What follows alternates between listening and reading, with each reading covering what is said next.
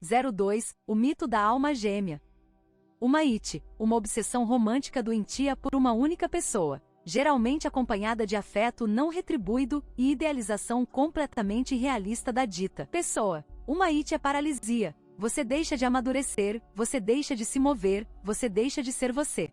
Não há uma. Este é o mito da alma gêmea. Há algumas mulheres boas e algumas mulheres ruins, mas não há uma. Qualquer pessoa que te diga o contrário está tentando te vender algo. Existem muitos alguéms especiais para você. É só perguntar à pessoa divorciada viúva que se casou novamente depois que sua alma gêmea morreu ou seguiu em frente com outra pessoa que eles insistem ser sua verdadeira alma gêmea. É isso que atrai as pessoas sobre o mito da alma gêmea, é essa fantasia que todos nós pelo menos compartilhamos de alguma forma, uma idealização, que existe um parceiro perfeito para cada um de nós, e assim que os planetas se alinharem e o destino seguir seu curso, saberemos que fomos destinados um ao outro. Embora isso talvez seja uma boa trama para uma comédia romântica, não é uma maneira realista de planejar sua vida. Na verdade, é geralmente paralisante. O que eu acho ainda mais fascinante é o quão comum a ideia é, e particularmente para os homens, de que uma visão geral da vida deva ser superada por essa fantasia na área das relações intersexuais. Homens que de outra forma reconheceriam o valor em compreender psicologia, biologia, sociologia, evolução, negócios, engenharia, etc. Homens com uma consciência concreta da interação em que vemos esses aspectos acontecerem diariamente em nossas vidas, são alguns dos primeiros a se voltarem violentamente contra a ideia de que talvez não exista alguém para todos, ou que há muito mais umas por aí que possam atender ou exceder os critérios que inconscientemente definimos para elas serem a uma.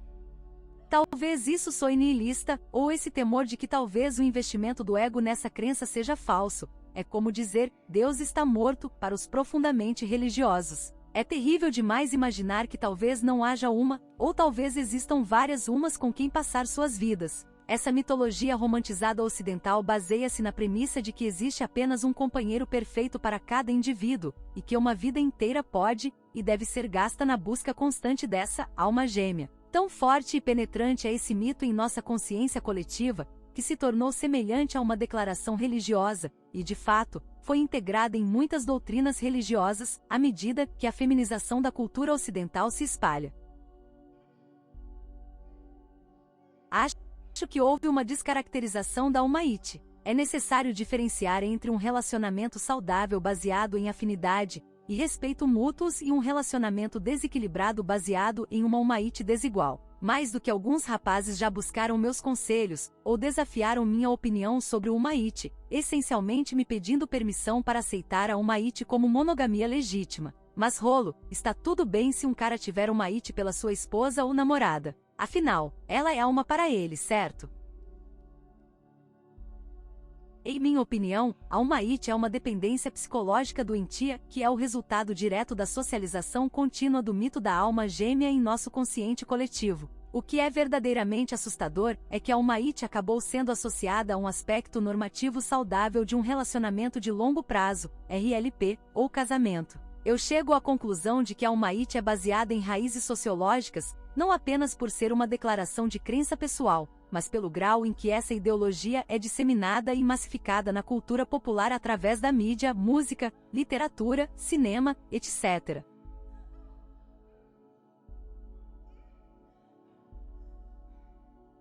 Os serviços de namoro, como a Harmony, descaradamente vendem e exploram exatamente as inseguranças que essa dinâmica gera nas pessoas que buscam desesperadamente a uma para a qual foram destinadas. A ideia de que os homens possuem uma capacidade natural de proteção, provisão e semi-monogamia tem mérito de ambos ponto de vista social e biopsicológico, mas uma alma it psicótica não é um subproduto dela. Em vez disso, eu a diferenciaria dessa dinâmica saudável de protetor-provedor, uma vez que ela essencialmente sabota o que nossas propensões naturais poderiam de outra forma filtrar. Uma it é insegurança enlouquecida enquanto uma pessoa está solteira, e potencialmente paralisante quando associada ao objeto da alma it em um RLP. O desespero neurótico que leva uma pessoa a se contentar com a sua alma, seja de forma saudável ou não, é a mesma insegurança que o impossibilita abandonar um relacionamento prejudicial. Este é o seu e como eu poderia viver sem ele? ou ela é minha uma, mas tudo o que eu preciso é me consertar ou corrigi-la para ter meu relacionamento idealizado. Essa idealização de um relacionamento está na raiz da Alma-It. Com essa abordagem binária limitante, de tudo ou nada, dedicada a procurar uma agulha no palheiro e investir esforço emocional ao longo de toda a vida, como amadureceremos para uma compreensão saudável do que essa relação realmente deveria acarretar? O relacionamento idealizado, o felizes para sempre, que a crença em uma promove como destino, é frustrado e contradito pelos custos da busca constante da uma com a qual eles se contentarão. Depois que a maior parte da vida é investida nessa ideologia, quão mais difícil será chegar à conclusão de que a pessoa com quem ela está não é o seu um. Até que ponto uma pessoa pode ir para proteger uma vida inteira baseada nesse investimento do ego? Em algum momento de um relacionamento da Alma-It, um participante estabelecerá a dominância, baseado na impotência que esta Alma-It necessita. Não há maior agência para uma mulher do que saber, sem qualquer dúvida, que ela é a única fonte para a necessidade de sexo e intimidade de um homem. Uma mentalidade de Alma-It apenas consolida isso na compreensão de ambas as partes. Não há nada mais paralisante para o amadurecimento de um homem do que acreditar que o relacionamento emocional e psicologicamente prejudicial em que ele investiu seu ego é com a única pessoa em sua vida com a qual ele será compatível. O mesmo é verdade para as mulheres, e é por isso que balançamos a cabeça incrédulos quando vemos uma mulher excepcionalmente bonita ir atrás de seu namorado babaca, abusivo e indiferente, porque ela acredita que ele é o um, e a única fonte de segurança disponível para ela. A hipergamia pode ser sua raiz imperativa para ficar com ele, mas é o mito da alma gêmea, o medo do um que escapuliu, que a faz ter esse investimento emocional, quase espiritual. A definição de poder não é sucesso financeiro, status ou influência sobre os outros, mas o grau em que temos controle sobre nossas próprias vidas. Adotar a mitologia da alma gêmea exige que reconheçamos a impotência nesta parte de nossas vidas. Melhor seria, creio eu, promover uma compreensão saudável de que não há uma. Há algumas boas e há algumas más, mas não há uma. Religião da alma gêmea. O que você acabou de ler foi um dos meus primeiros posts nos fóruns do Sussuave, por volta de 2003/04. Eu estava terminando minha graduação e tive a falácia do um ilustrada graficamente para mim em uma aula de psicologia. Eu estava na sala de aula, cercado por, em sua maioria, estudantes muito mais jovens do que eu, todos muito astutos e tão intelectuais quanto poderiam ser por volta dos 20 e poucos anos. A certa altura, a discussão chegou à religião e grande parte da classe expressou ser agnóstico ou ateu, ou espiritual, mas não religioso. O raciocínio era claro, que a religião e a crença poderiam ser explicadas como construções psicológicas, medo da mortalidade, que foram expandidas para a dinâmica sociológica. Mais tarde, nessa discussão, surgiu a ideia de uma alma gêmea. O professor na verdade não usou a palavra alma, mas sim expressou a ideia pedindo para que levantassem as mãos os alunos da turma que acreditavam que havia alguém especial para eles lá fora, ou se temiam,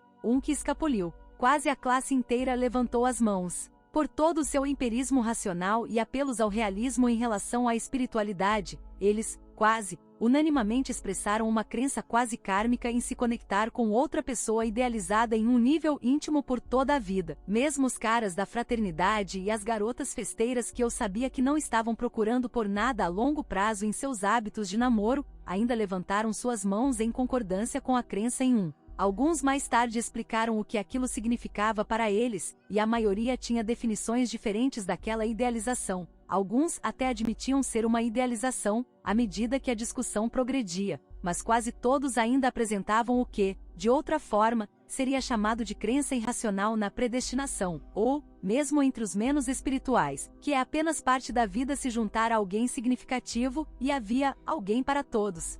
Essa discussão foi o catalisador para uma das minhas realizações ao despertar. Apesar de todas as probabilidades, as pessoas em grande parte sentem-se intituladas, ou merecedoras de um amor importante em suas vidas. Estatística e pragmaticamente isso é ridículo, mas aí está. A ficção feminizada da Disney deste conceito central foi romantizada e comercializada ao ponto de se tornar uma religião, mesmo para os que não são expressamente religiosos. O anseio shakespeariano pela uma, a busca por outra alma gêmea, destinada a ser nossa parceira foi sistematicamente distorcida além de toda razão. E, como vou elaborar mais tarde, os homens chegam a tirar suas próprias vidas na ilusão de terem perdido sua alma gêmea.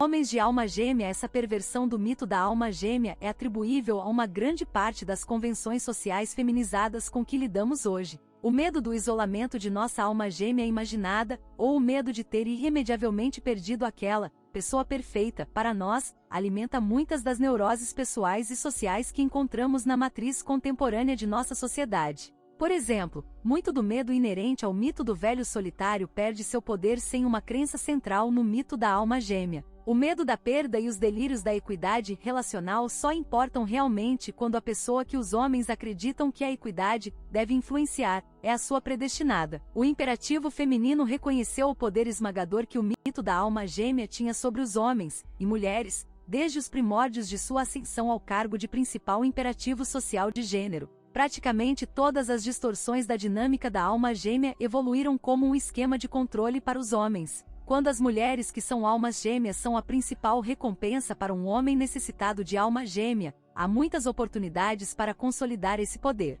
Para ser claro, não pense que esta é uma trama diabólica de um cabal femicentrado que socialmente cria esse medo de perder sua alma gêmea nos homens. Gerações de homens criados para não terem conhecimento disso, voluntariamente e ativamente ajudam a perpetuar o mito da alma gêmea. Mulheres de alma gêmea. Embora a hipergamia desempenhe um papel importante na determinação do que torna uma alma gêmea idealizada para as mulheres, elas não estão imunes às explorações desse medo central. Mesmo que seja mais um subproduto infeliz do que uma manipulação direta, eu argumentaria que, de certa forma, a hipergamia intensifica essa neurose. Uma viúva alfa sabe muito bem o definhamento associado ao anseio pelo alfa que escapuliu, particularmente quando ela já está unida a longo prazo com o prestativo provedor beta depois que seu valor no mercado sexual, VMS, declina. Para as mulheres, a alma gêmea representa essa combinação quase inatingível do excitante domínio alfa combinado com um leal provimento para sua segurança de longo prazo que só ela pode domar nele. A hipergamia odeia o princípio da alma gêmea, porque a alma gêmea é uma definição absoluta, enquanto a hipergamia deve sempre testar a perfeição. A hipergamia pergunta, ele é o um? Ele é o um? E o mito da alma gêmea responde, ele tem de ser o um, ele é sua alma gêmea, e existe somente um desses. Construindo o mistério.